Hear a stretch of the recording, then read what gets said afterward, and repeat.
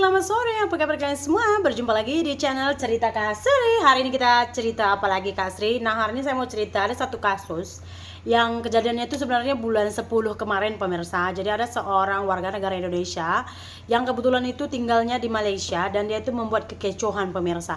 Di samping dia ini ternyata tinggal secara ilegal, tidak memiliki dokumen ataupun kad pengenalan yang sah ataupun izin tinggal yang sah di Malaysia gitu pemirsa. Artinya dia ilegal. Dan dia juga membuat satu kekecohan pemirsa. Saya tuh pening nyari ke sana sini motifnya tuh sebenarnya apa? Apa yang menjadi punca dia melakukan perbuatan ini tuh saya nggak tahu pemirsa. Cuman saya baca dari beberapa kolom komentar di video yang diposting oleh salah satu media di Malaysia. Komennya seperti ini. Tapi sebelum kita tengok komen-komennya tuh, apa sih Sri yang dilakukannya ini?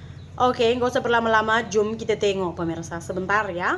Oke, kita tunjuk dulu videonya masa dia tuh buat kekecohan yang saya pun tak tahu sebab apa nih. Nampak tak tuh? Macam apa ya? Gabut pun ada juga, gabut like boring. Tak tahu nak buat apa, so dia buat dekat Mary Brown pula ni tak apa ni. Dia batahi semua apa namanya tu bahagian belakang tu pemirsa. Pengelap cermin itu apa namanya, suami saya juga tahu.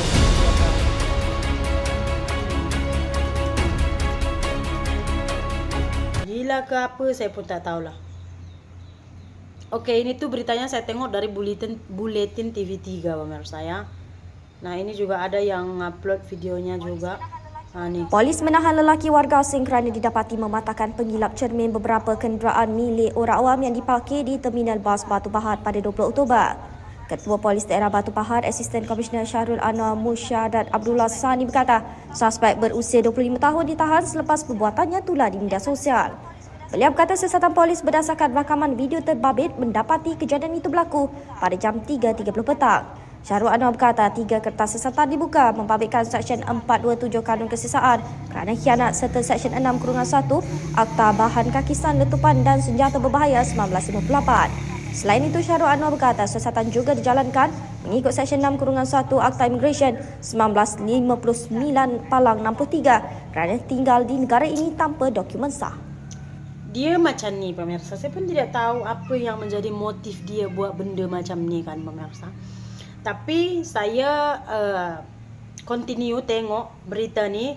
Rupanya pada hari yang sama dia membuat perbuatan tu, dia dah ditahan oleh pihak polis ya. Tapi yang jadi pertanyaan dalam hati saya ni, bila tengok muka dia masa dia tu dibawa ke mahkamah.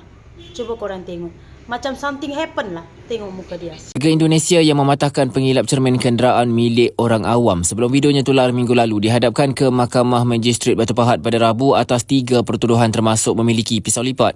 Ramadhani, 25 tahun yang berasal dari Lombok dan penganggur, bagaimanapun mengaku bersalah terhadap ketiga-tiga pertuduhan selepas dibaca oleh jurubahasa di hadapan Magistrate Nur Asidah Irrahman.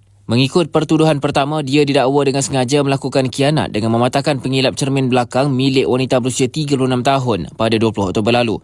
Pertuduhan kedua, dia didapati memasuki negara ini tanpa pas atau permit sah di sebuah gedung pakaian Jalan Soga Batu Pahat 2.50 petang. Mahkamah kemudian menjatuhkan hukuman denda RM1,000 bagi pertuduhan pertama, manakala pertuduhan kedua RM8,000. Selain memerintahkannya menjalani hukuman penjara 15 bulan jika gagal membayarnya. Sementara itu, untuk pertuduhan ketiga, dia dapati memiliki senjata berjadual iaitu sebilah pisau lipat berukuran 19 cm dengan kejadian berlaku pada waktu, tempat dan tarikh yang sama.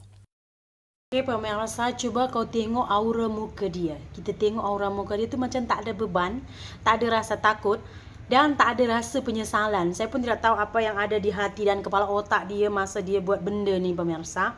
Tapi ya, bila saya tengok beberapa komentar daripada media sosial yang saya tengok orang komen lah, videonya tu diupload. Coba, ada yang cakap macam ni, cara-cara makan free tidur free dia kata. Okay, sokong muka tak ganas, ceria je, betul, balik Indo pun free. Dia cerdik sebenarnya, betul ke? Betul ke dia nak cari makan free dan tempat tinggal free, so dia buat benda macam ni? Sebab tak beralasan, tak ada apa motif dia buat benda macam ni. Okay? Bijak dia ni, datang jauh-jauh boleh makan free. Cukup masa boleh balik free kan. Tujuan dia buat bila masuk lock up boleh makan minum free. Senang kan duduk Malaysia, romantik dan rajin kerja kata wanita. Kena tangkap, oh ini enggak. Cara-cara makan free. Pokoknya begitulah pemirsa. Betul ke dia buat perkara ni sebab nak makan, minum dan tempat tinggal free? Sebab yang saya tahu pemirsa ya, jika ada warga negara asing atau warga negara luar yang buat masalah misalnya di Indonesia atau di Malaysia, saya tidak tahu undang-undang di Malaysia juga tidak terlalu faham lah ya pemirsa. Saya boleh tahu kalau saya pernah mengalaminya, tapi setahu saya kalau misalkan kayak di sini nih ya, di Indonesia nih, kenapa harus ditahan di lock up gitu loh? Misalnya dia gini, buat satu kesilapan and then tinggal lebih masa di sini gitu, selalunya dideportasi. Karena ada kemarin tuh di Bali, ada satu Mak Saleh nih, dia buat kecoh. Di tempat penginapan dia buat kecoh, so warga sekitar, jiran-jiran tuh buat report, so dia dideportasi. 3 hari pengurusan dia terus dideportasi pemirsa. Nah, biaya deportasi ini macam mana Sri? Ya setahu saya, biaya deportasi itu first dia akan bebankan kepada orangnya. Kalau orangnya kata tak ada duit, suruh call family sesiapa yang ada duit. So bila family pun kata tak ada duit, baru negaranya, kedutaannya di negara tersebut akan membiayai kepulangannya. Gitu. Jadi kalau misalkan kayak orang nih, dia ni dah mengaku bersalah dah. Ada 3 pertuduhan. First, dia merosak, ya. Second, illegal. And then third, dia bawa senjata tajam, gitu pemirsa. Saya tengok muka dia tu tak ada penyesalan pemirsa. Saya tidak tahu apakah motif dia ya pemirsa. Tapi yang di sini tu dipertaruhkan adalah nama negara kita. Tolong, kalau tinggal di negara mana pun tolong, karena kita membawa nama negara kita, jangan buat malu lah negara kita. Betul tak pemirsa? Ya itu saja saya minta pemirsa. Kalaupun dia ni mungkin motif dia sebab nak duduk free, tinggal free and then pulang nanti dibayar oleh negara, boleh je pergi ke kedutaan, cakap nak balik, tak apa, dideportasi pun tak apa, blacklist tak apa. Nanti kan government boleh biaya kepulangan kalau memang kamu tu tak mampu. Betul tak? Kalau dah macam ni kan, tengok dari berita tadi pun seorang lelaki warga negara Indonesia, negara kita juga yang dibawa. Betul tak? Saya pun tidak tahu apakah betul ya ini adalah cara dia untuk mendapatkan makan, minum dan tempat tidur free. Saya tidak tahulah. Tapi saya tengok dia okey je, tak ada penyesalan, tak ada kesedihan dan ya tak ada rasa bersalah lah. Semoga di dalam lock up nanti dia dapat pengajaran lah. 15 bulan. Kalau tak dia denda 8,000 and then 1,930 juta.